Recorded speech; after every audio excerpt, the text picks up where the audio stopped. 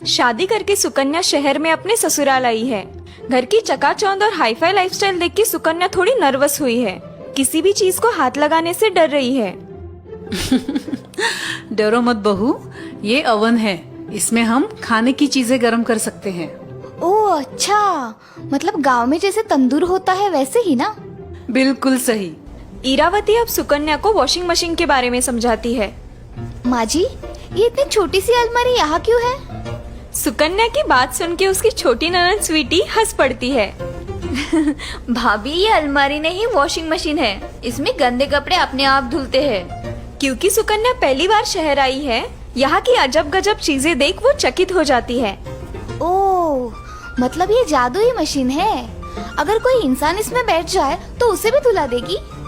सुकन्या का इनोसेंट सवाल सुन के इरावती और स्वीटी को हंसी कंट्रोल नहीं होती। नहीं बहू, इसमें सिर्फ कपड़े धुलते हैं। घर की एक एक वस्तुओं के बारे में जानने के बाद सुकन्या आश्चर्यचकित हो जाती है। नेक्स्ट डे जब सुकन्या स्वीटी के रूम में जाती है, तब हेयर ड्रायर से अपने बाल सुखाती स्वीटी को देख उलझन में पड़ती है। दीदी, ये आप क्या कर रही हो?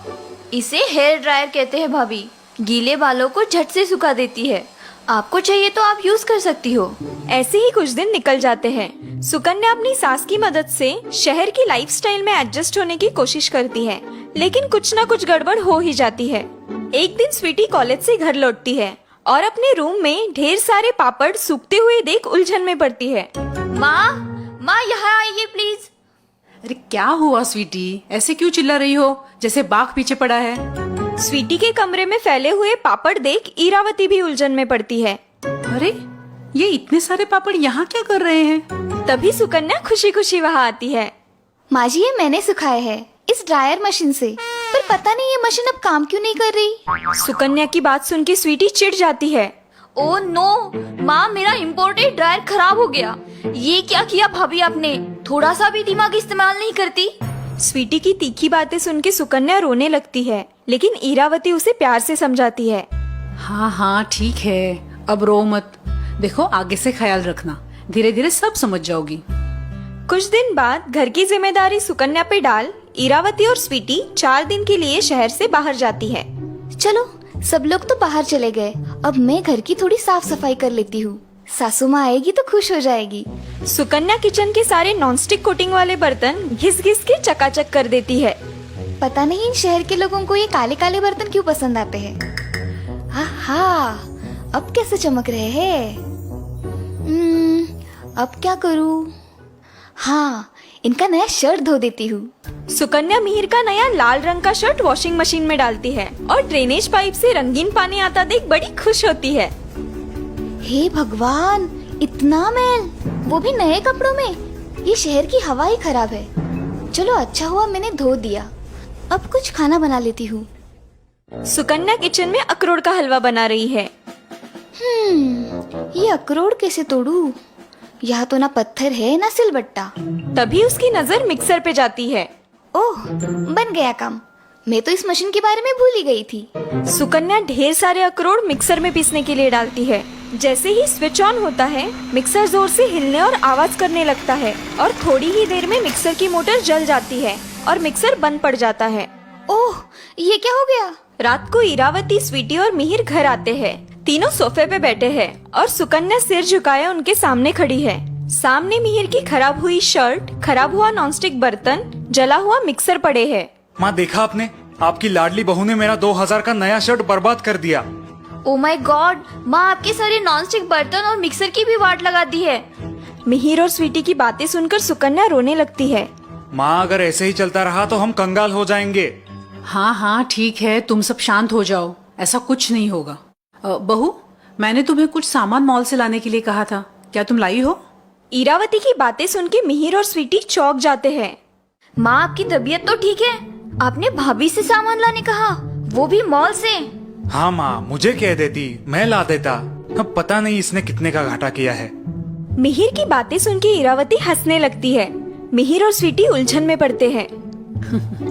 सुकन्या बेटा, जरा सब सामान तो लेके आना बाहर। सुकन्या अंदर चली जाती है और 3 बड़ी थैली भर के सामान लेके आती है, जिसमें कई सारी रोजमर्रा की चीजें हैं। Deodorant, shoe polish, shampoo, soap, washing powder इत्यादि। ढेर सारा सामान देख के मिहिर को चक्कर आता है। माँ, लगता है मेरी आधी सैलरी एक ही दिन में खत्म की है इसने। बिल्कुल नहीं, उल्टा बहू ने बचत की है। बचत? और सुकन्या ने? इम्पॉसिबल। दुगने भाव में लेके आए होगी सारी चीजें। नहीं, ये सारी चीजें जिसके लिए हर महीने तुम 15,000 से भी ज्यादा खर्च किया करते हो, सुकन्या सिर्फ 6,000 में लाई है। इरावती की बात सुन के मिहिर और स्वीटी अचरज में पड़ते हैं। क्यों, विश्वास नहीं होता? ये देखो बिल। बिल देख के मिहिर चकरा जाता है। लेकिन ये कैसे मुमकिन है माँ? क्यों नहीं मुमकिन? तुम लोग मॉल जाके हड़बड़ी में चीजें खरीदते हो, ना उसके ऊपर की स्पेशल ऑफर, डिस्काउंट पड़ते हो, ना दूसरे विकल्प ढूंढते हो।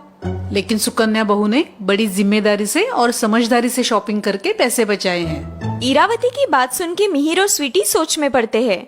यही नहीं, सुकन्या ने हमारी रोजमर्रा की सब्जी मंडी का खर्चा भी लगभग शून्य किया है। क्या? आओ मेरे साथ। इरावती सबको लेके उनकी गैलरी में आती है।